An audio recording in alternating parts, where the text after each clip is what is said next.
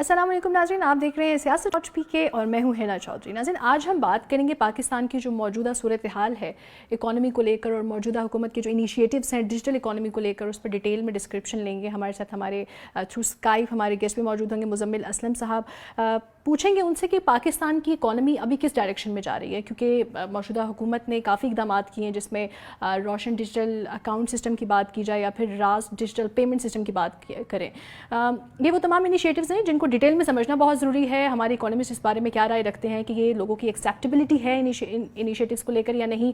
और दूसरी बात ये कि जो रेमिटेंसेस में खुशखबरियाँ भी आ रही हैं हमारी इकोनॉमी को लेकर, तो उनमें किस हद तक सच्चाई है, गैप कहाँ पे है, कैसे फिल किया जा सकता है और इकोनॉमी को मजीद बूस्ट कैसे कर सकते हैं। तो आइए, थ्रू स्काइप हमारे साथ हमारे गेस्ट मौजूद होंगे। मुजम्मिल असलम साहब इकोनॉमी को लेकर काफ़ी गहरा तजिया भी रखते हैं, वो उनसे ज़रूर पूछेंगे पाकिस्तान की इकोनॉमी को मजीद बेहतर कैसे किया जा सकता है।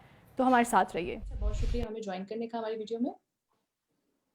जी बहुत बहुत शुक्रिया है ना। सबसे पहले अगर हम बात करें ग्लोबल इकोनॉमी की, तो हमने देखा कोविड-19 की जो सिचुएशन थी, पाकिस्तान तो समहाउ कुछ मैनेज कर सका है, यानी जितना हमें लग रहा था कि डाउनफॉल आएगा उतना आया नहीं।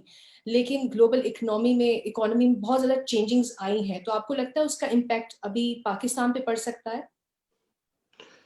देखिए अब दुनिया में ना हर आदमी इंटीग्रेटेड है, मतलब हर आदमी किसी न किसी तरीके से कनेक्टेड है पूरी दुनिया से। तो ऐसा नहीं हो सकता कि दुनिया बुरा करे और पाकिस्तान जो है आउट परफॉर्म करना शुरू कर दे या पाकिस्तान अच्छा शुरू कर दे करना। तो लाजमी सी बात है, इम्पैक्ट और इफेक्ट्स तो जरूर आते हैं, ठीक है। और खास तौर पे जैसे वो अंग्रेजी का एक वर्ड है, way if US needs rest of the world gate cold, ठीक है ना। तो अमेरिका जैसा मुल्क जो है, अगर वहां पे कुछ हालात खराब होते हैं, चेंजेस होते हैं, तो पूरी दुनिया को वो रिपल इफेक्ट में ले लेता है। और मैं अब समझता हूँ कि अमेरिका के साथ आपको चाइना को भी ऐड करना पड़ेगा, because China is not any more a small economy. वो अमेरिका से उसको जो है कुछ टाइम में इसको क्रॉस कर देगी इकोनॉमी। अभी देखिए, एक तो कोरोना वायरस चल रहा है, इस कोरोना वायरस के साथ साथ जो है कोल्ड वॉर शुरू हो गई है चाइना और अमेरिका की, इन टर्म्स ऑफ इकोनॉमी और बिजनेस और ये सारी चीजों में।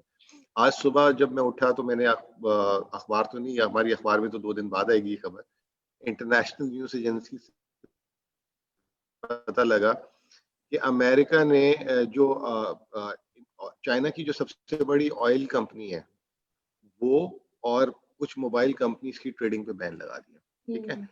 तो अब वो इस तरह की जब चीजें होती हैं तो ऑब्वियसली दुनिया में स्टॉक मार्केट्स गिरती हैं, करेंसीज का इफेक्ट चेंज होता है, मतलब करेंसीज में कमोडिटीज की प्राइसेस चेंज होती है। दूसरी तरफ आप ये देखें कि कोरोना जब आया था तो इफ यू रिमेम्बर ऑयल की प्राइसेस 0 पे चली गई थी क्योंकि पूरी दुनिया लॉकडाउन हो गया था। अब पूरी दुनिया में लॉकडाउन हो गया था और एक अजीब सी कैफियत हो गई थी। आज वही ऑयल 6 महीने 8 महीने के अंदर $56 पे चला गया, 0 से 56। उसकी वजह क्या हुई? सप्लाई कट डाउन हुए, लॉकडाउन खुलना शुरू हुए, अभी ट्रैवल सही तरीके से दुनिया में नहीं खुला। इनफैक्ट 20% ऑफ द कोविड का भी नहीं है ट्रैवल। अब तो कराची लाहौर से लोग भी बाय रोड आते हैं, डोमेस्टिक एयरलाइन नहीं लेते, ठीक है ना, कोरोना की वजह से और सारी वजह से। तो ये जो इसके इम्पैक्ट है हर जगह से किसी न किसी तरीके से हर आदमी उसको फील कर रहा है और पाकिस्तान उससे इम्यून नहीं है। अभी आपको रिसेंटली मैं एग्जांपल देता हूँ।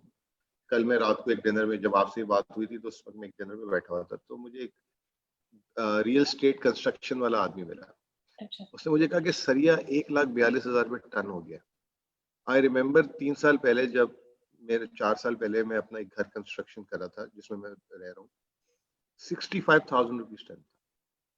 65,000 से 140, 1,40,000 रुपये टन।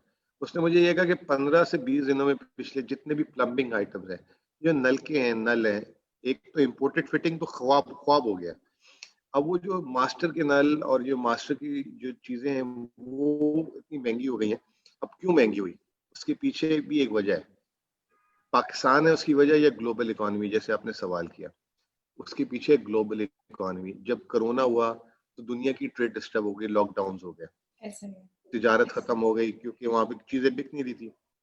जब ट्रेड बंद हुई तो वो फिर उसमें जो शिपिंग कंपनीज थी, जो शिप्स आते थे, उनको नुकसान होने लग गया। उन्होंने शिप्स अपने कम कर दिए। अच्छा, अब जैसे ही लॉकडाउन खुला तो दुनिया ना 2 हिस्सों में तकसीम है, एक ईस्ट साइड है और एक वेस्ट साइड है। ईस्ट है ये चाइना, पाकिस्तान, ये वो सारे, यहाँ से चीजें बनती हैं और वेस्ट में जाती हैं, अमेरिका, यूरोप वगैरह। अब हुआ क्या कि जब ये शिपिंग लाइंस बंद हुई, कम हुई, तो जो किराया था, जो $1000 में एक कंटेनर जिसमें सामान जाता था चाइना से या पाकिस्तान से, उसका किराया पिछले 3 महीने में $5000 हो गया। तो उस किराए की वजह से कीमतों का एक बहुत बड़ा इजाफा हो गया।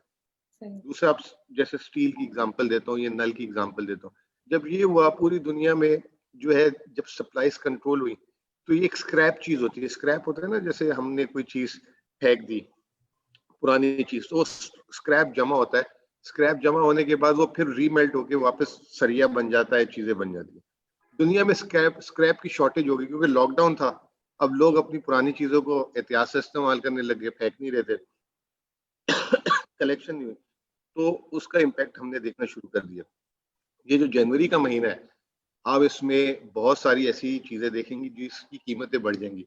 आज रात को पेट्रोल की कीमतें बढ़ने वाली हैं, ठीक है ना, और 1-2 दिन में बिजली की कीमतों का अनाउंसमेंट आने वाला है। तो यू कैन नॉट सेपरेट। खबरों की तरफ जाए, हम कुछ अच्छी खबरों की बात कर लेते हैं। आप जैसे ऑयल प्राइसेस की बात कर रहे हैं, तो सऊदी अरेबिया का हमने देखा फॉर द फर्स्ट टाइम अपने प्रोडक्शन यूनिट में, अपने प्रोडक्शन कट में they have increased that ratio. तो कैसा लगता है आपको ये काम? देखें, अब उनको अपनी इकोनॉमी बचानी है, उनकी सोर्स ऑफ इनकम ऑयल है।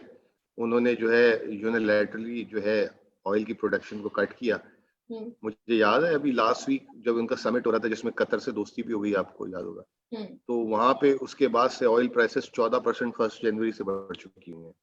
यानी कि 14% का मतलब ये कि अगर हम 100 रुपए का पेट्रोल दिला रहे थे, आने वाले दिनों में 114। इसमें पाकिस्तान का कोई कसूर नहीं है, ना इमरान खान का, ना पीटीआई का, ना कुछ। दुनिया में प्राइसेस चेंज हुई है, ये ग्लोबल प्राइस ट्रेंड है। यही बात मैं आपको बताना चाह रहा हूँ कि आपके जो व्यूअर्स हैं, दे शुड नो कि कौन सी चीजें आपकी लोकल गलती की वजह से बढ़ती है और कौन सी चीजें इंटरनेशनली चेंजेस आने से। आजकल कुकिंग ऑयल की बातें हो रही हैं, घी कुकिंग ऑयल, वो बहुत ज्यादा तेज हो गया। लोग जो है गवर्नमेंट को बुरा भला कह रहे हैं। गवर्नमेंट का क्या कसूर है? पाकिस्तान में 90% घी और तेल बाहर से आता है।